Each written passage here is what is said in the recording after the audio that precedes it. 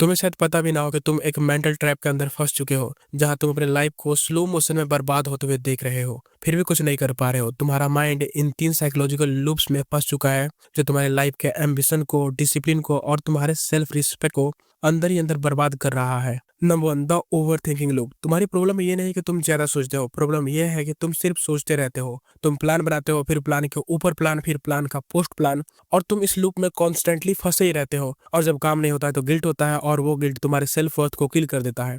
इसका सोल्यूशन है कि माइंडफुलनेस प्रैक्टिस करो, प्रेजेंट मोमेंट पे फोकस करो, जिसके लिए मेडिटेशन और डीप ब्रीथिंग एक्सरसाइजेस हेल्पफुल हो सकती हैं।